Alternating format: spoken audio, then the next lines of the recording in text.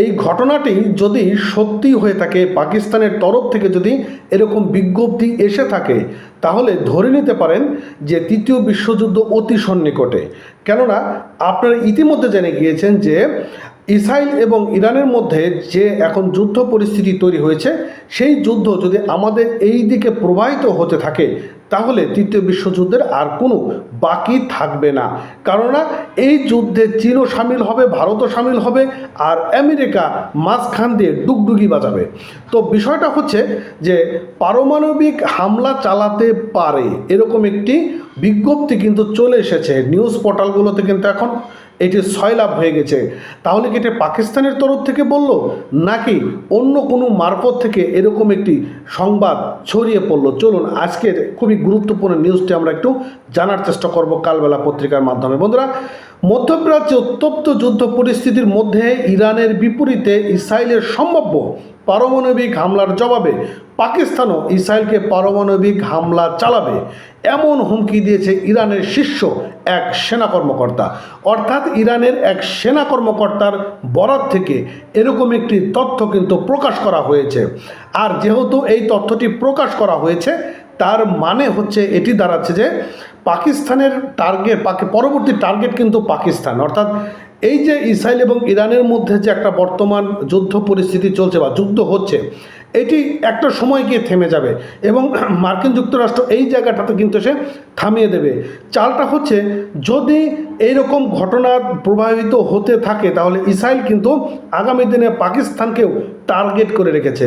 তবে পাকিস্তানের সরকারের পক্ষ থেকে এই বিষয়ে এখনও কোনো বক্তব্য পাওয়া যায়নি। তবে ইরানের ইসলামিক রেভলিউশনারি গার্ড RGC এর জ্যেষ্ঠ কর্মকর্তা এবং জাতীয় নিরাপত্তা পরিষদের সদস্য জেনারেল মোহসেন রেজাই এক সাক্ষাৎকারে বলেছেন, ইসরায়েলে যদি ইরানের পারমাণবিক বোমা ব্যবহার করে, অর্থাৎ ইসরায়েল যদি পারমাণবিক ইরানের উপর ব্যবহার করে, তাহলে পাকিস্তানও ইসরায়েলে পারমাণবিক হামলা চালাবে, এটি আমাদের নিশ্চিত করা হয়েছে।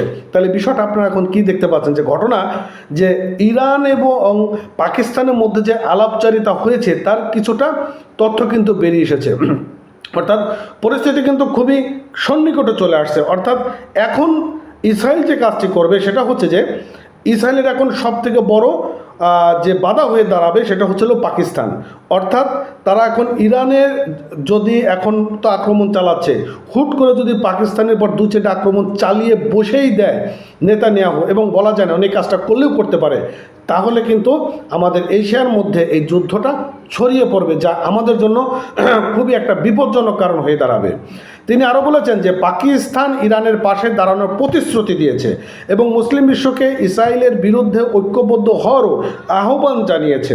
বিষয়টা ঘোলা হয়ে আসতেছে, বুঝবেন, পাশেই ভারত রয়েছে। কিন্তু ইরান ইসরায়েলের হামলা পাল্টা হামলার এরই মধ্যে মধ্যপ্রাচ্যের যুদ্ধ পরিস্থিতি চরমে হয়ে উঠেছে।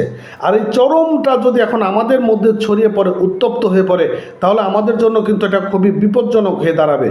গত শুক্রবার ইসরায়েলের ইরানে সামরিক এবং পারমাণবিক স্থাপনায় ব্যাপক হামলা শুরু করে, যাতে অন্তত 224 জন ইরানি নিহত হয়েছে বলে দাবি তেহরানের। আর নিহতদের মধ্যে শীর্ষ সেনা কর্মকর্তা ও পরমাণু বিজ্ঞানীও রয়েছেন বলে জানানো হয়েছে। আর এরই প্রতিশোধ হিসেবে ইসরায়েলে পাল্টা ক্ষেপণাস্ত্র হামলা চালিয়েছে ইরান। তার মানে বিষয়টা আমরা পরিষ্কার হয়ে উঠতেছি যে এইটি এখন কনভার্ট হয়ে আমাদের এশিয়ার মধ্যে ঢুকে যাচ্ছে এই যুদ্ধটা। আর এশিয়ার মধ্যে ঢুকে যাওয়া মানেই তৃতীয় বিশ্বযুদ্ধ। তো যাই হোক, ভালো থাকবেন। আমরা এই ধরনের যুদ্ধ চাই না, আমরা শান্তি চাই। চ্যানেলটি সাবস্ক্রাইব করবেন, পেজটি ফলো করবেন।